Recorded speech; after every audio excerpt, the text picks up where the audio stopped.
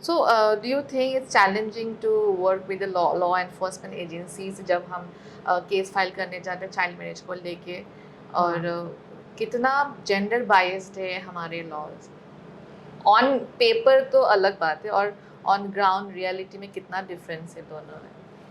हाँ, FIR launch करना जो है अभी इसमें काफ़ी सारा बातें आते हैं बिकॉज़ जैसे चाइल्ड मैरिज का जब ड्राइव चल रहा था तब तो बहुत सारी एफआईआर्स लॉन्च हो रही थी, बट इवेंचुअली अभी क्योंकि हम ये मुद्दे में हम चाइल्ड मैरिज फ्री इंडिया जो कैंपेन है उसमें हम लोग काम कर रहे हैं, तो हम लोग चाइल्ड मैरिज पे अभी भी जारी है हमारा काम।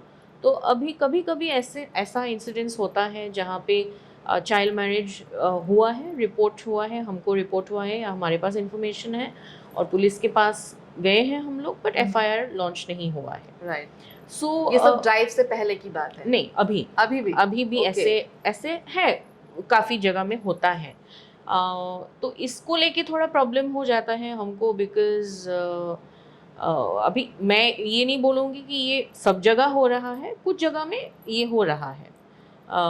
तो कुछ एरियाज़ में चाइल्ड मैरिज प्रोबेशन ऑफिसर्स जो हैं अपॉइंट हुए हैं, वेरी एक्टिव, उनका बहुत अच्छा सपोर्ट मिला है हमें, और सुओ मोटो भी वो केसेस लेते हैं जहाँ पे हमको एविडेंस भी नहीं देना पड़ता है, वो खुद फैमिली को जाके विक्टिम से जाके बात करते हैं, इंश्योर करते हैं, एविडेंस कलेक्ट करते हैं और वो प्रेजेंट करते हैं और एफआईआर लॉन्च करते हैं पुलिस को स्टेशन जाके। बट अभी भी कुछ एरियाज़ में ऐसा है जहाँ पे पुलिस इतना वो नहीं करती है बिकॉज़ ये काफ़ी इन्वेस्टिगेशन इन्वॉल्व रहता है, और जो शायद हमारे लॉ इन्फोर्समेंट एजेंसीज वो नहीं करना चाहते हैं। लेकिन हाँ, जिस केसेस में पॉक्सो इन्वॉल्व है या प्रूफ हो सकता है कि वो बाल विवाह हुआ है और बच्ची प्रेग्नेंट है या उसको एक्सप्लॉइट किया गया है, अ, उन केसेस को डेफिनेटली पुलिस काफ़ी सीरियसली लेते हैं। और जो जेंडर बायस के बारे में बात कर रहे हैं, ये तो एक फैक्ट की बात है कि लॉ इज़ जेंडर न्यूट्रल। जो ये लॉ भी है जो prohibition of child marriage act, 21 years के कम उम्र के अगर लड़के शादी कर रहे हैं तो they it's an illegal marriage.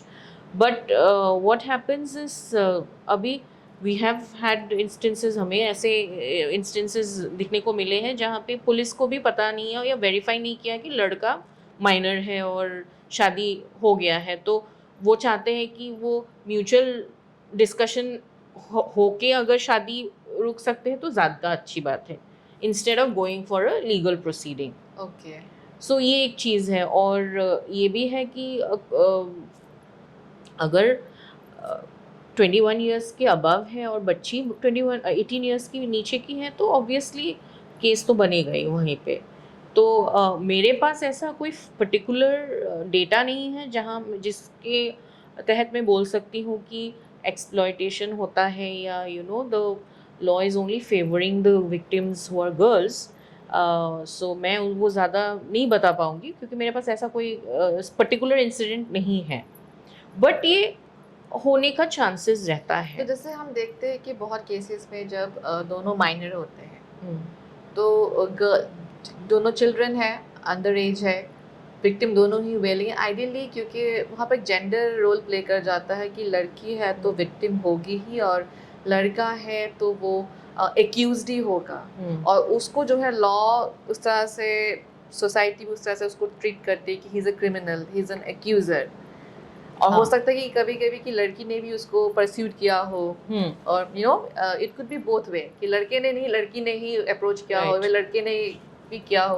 हुँ, तो ऐसे में आपको लगता है थोड़ा-सा जो लॉ है जेंडर बायस्ड हो जाता है, और लड़के पे ज़्यादा पनिशमेंट, मतलब एक्चुअल विदाउट जस्टिफाइंग, मतलब विदाउट इन्वेस्टिगेटिंग हम ये जज कर लेते हैं कि वी ये गलत तो ये लड़का ही होगा। हाँ, ये होता है नहीं, मैं नहीं बताऊँगी ये नहीं होता है, बट ऑलरेडी एक्ट में क्लियरली लिखा है कि even if the boy is minor he can not be treated like a accused person.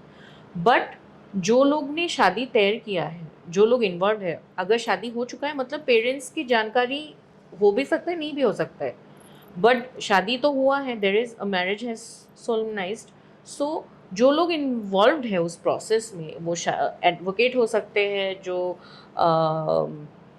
Priest हो सकते हैं, जो गांव के कुछ मुरब्बी हो सकते हैं, या इवन डेकोरेटर्स जो टेंट हाउस वाले होंगे शादी के सोलनाइज करने में, या जो लोग इन्वॉल्व्ड हैं वो प्रोसेस में, they are all liable and culpable in this case.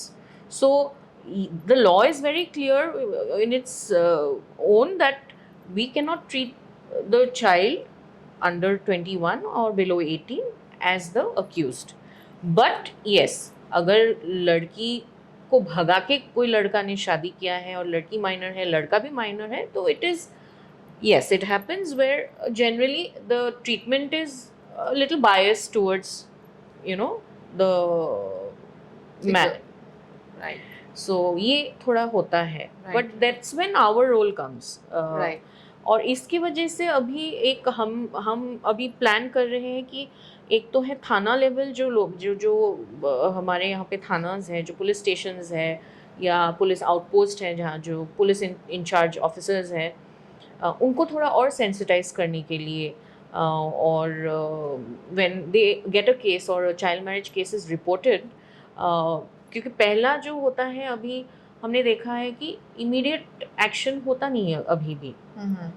तो कोशिश रहता है पुलिस से भी कि अगर दोनों फैमिलीज़ के बीच बात हो कि लड़की को अलग से रखे, लड़कियां, हमने भी ऐसा किया है, काफ़ी बारी हमने अंडरटेकिंग लिया है पेरेंट्स से कि 18 साल कंप्लीट जब तक नहीं होगी मेरी बेटी, मैं उसको शादी में हाथ नहीं दूंगी, या लड़का का पेरेंट्स भी, ग्रूम का फैमिली भी ऐसे करते हैं और दोनों अलग से रहने लगते हैं।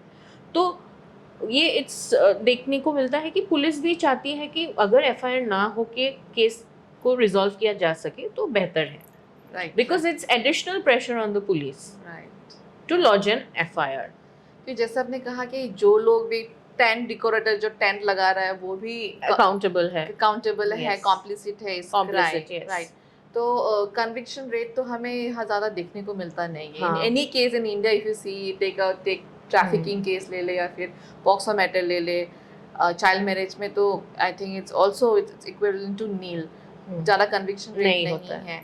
तो ऐसे में आप क्या कहना चाहती है, क्यों कम है, जबकि दोनों घर के पार्टीज इन्वॉल्व है, दोनों के पेरेंट्स इन्वॉल्व है, वो भी कॉम्प्लिसिट हुए, जो विटनेस है वो भी कॉम्प्लिसिट, तो एज ए आप देखा जाए पूरा सोसाइटी, पूरा गांव ही कॉम्प्लिसिट हुआ, जो लोग उसमें पार्टिसिपेट किए, इन्वॉल्व हुए, आए शादी में, यू नो। तो क्या इसीलिए कन्विक्शन रेट कम है, क्योंकि एक सोसाइटी का जो डायनामिक है, एक विलेज का फिर एक कम्युनिटी का जो डायनामिक है वो हिल जाएगा, इसीलिए परसिक्यूशन नहीं होता है, अरेस्ट नहीं होता है?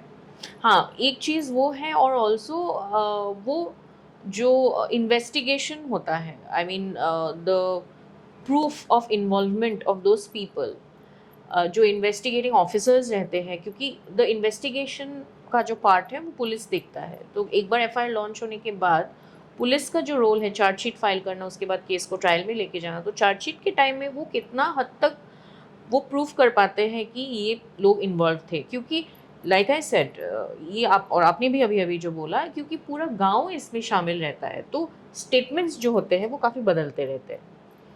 तो जब स्टेटमेंट बदल जाता है, कोई प्रूफ नहीं कर पाता है, police is also not able to provide sufficient evidence that these people were involved in this solemnizing this marriage or part or accomplice in this marriage, child marriage, तब वो कोर्ट में ऑटोमेटिकली जाके वो quash हो जाता है। तो इसकी वजह से कन्विक्शन होता ही नहीं है, और हमारे पास भी ऐसा कोई इन्फॉर्मेशन अभी तक डेटा नहीं है जहाँ पे चाइल्ड मैरिज का कोई भी कन्विक्शन हुआ है। ओके। सो इसलिए ये ड्राइव जो हुआ था, इसका आउटकम हमने खाली डेटरेंस लेवल तक देखा है। To a certain extent it has been able to deter child marriage, but people who have already committed child marriage or were a part of child marriage, उनका क्या हुआ वो हमारे पास कोई क्लियर पिक्चर नहीं है। प्रिवेंशन और कर्व जो है वो हाँ, उसमें ज्यादा इम्पैक्ट नहीं है, डेटर किया हुए है डर के मारे कि कुछ हो सकता है, it has not been able to curb the problem as of such, right? और one thing, एक चीज़ मैं बताना चाहूँगी कि जो डॉक्यूमेंट्स है, जो अब शादी जैसे मैंने बोला अभी 100% तो अभी भी कम नहीं, आई मीन बहुत अभी टाइम लगेगा कंप्लीटली एक ऐसे दिन देखने में जहाँ पे कोई भी बाल विवाह नहीं हो रहा है असम में या कहीं पे भी फॉर दैट मैटर। तो अभी जो शादियां हो रही है, बिकॉज शादी तो होना बंद इतना जल्दी नहीं होने वाला है, बिकॉज अभी बहुत ज़्यादा अवेयरनेस और ज़रूरी है। बट जैसे मैंने बोला, अकाउंटेबिलिटी अगर हम फिक्स कर पाते हैं, जो गांव में गांव प्रधान हो या जो रेस्पेक्टेड लोग होते हैं गांव लेवल में, आशा हो, आंगनवाड़ी हो, स्कूल के जो टीचर्स हैं, प्रिंसिपल्स हो, या जो कमिटीज़ हैं स्कूल लेवल के जो कमिटीज़ हैं, और स्पेशली जब जो विलेज में इन्फ्लुएंशियल लोग हैं जिनका बात सुनते हैं, क्योंकि हम देखते हैं अभी भी विलेज लेवल में एक अलग सा उनका एक सिस्टम चलता है।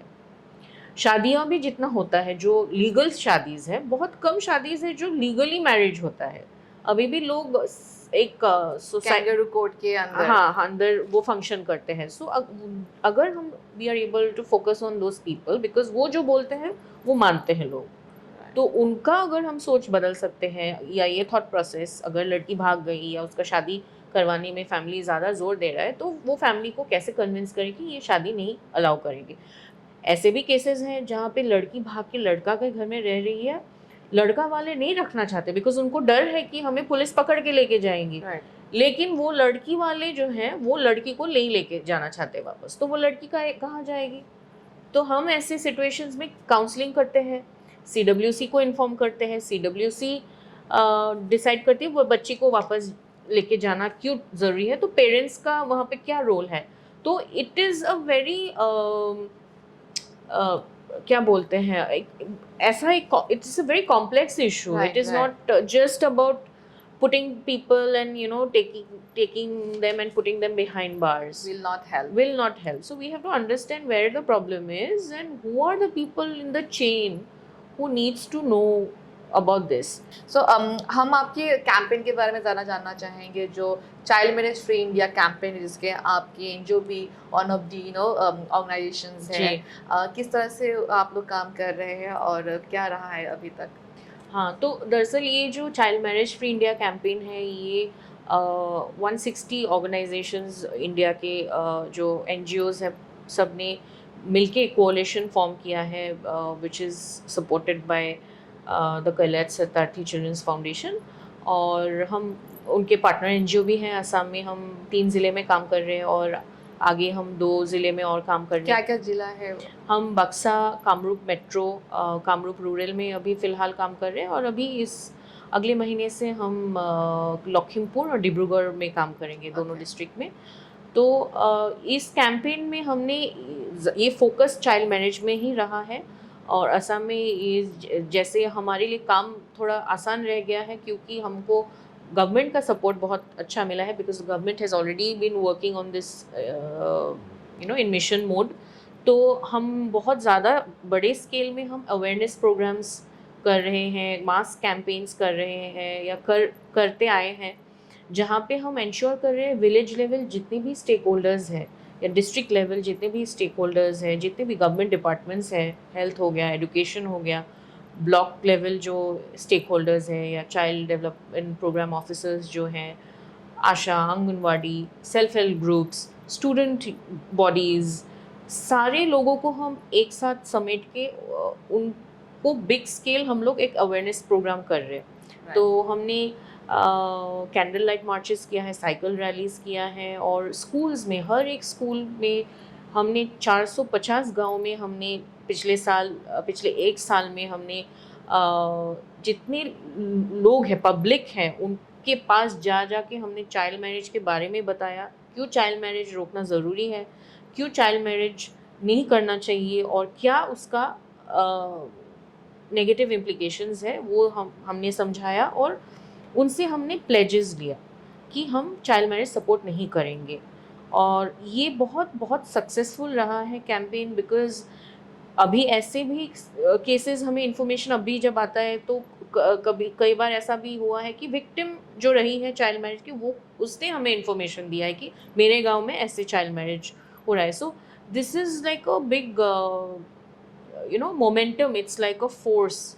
तो ये child marriage free India campaign का यही विजन है कि बाय 2030 चाइल्ड मैरिज कम्प्लीटली हम अगर बंद कर पाए इंडिया में, और इस कैंपेन में जितना हो सके लोगों को ये हम बता पाए, और स्कूल्स में स्पेशली एजुकेशन डिपार्टमेंट को हमने रीच आउट किया था और इस सर्कुलर्स भी इशू करवाए थे कि हर स्कूल में ये स्टूडेंट्स भी इन्वॉल्व हो, जो मिड लेवल जो स्टूडेंट्स हैं या जो हाई स्कूल लेवल की लड़कियां हैं या बच्चे हैं।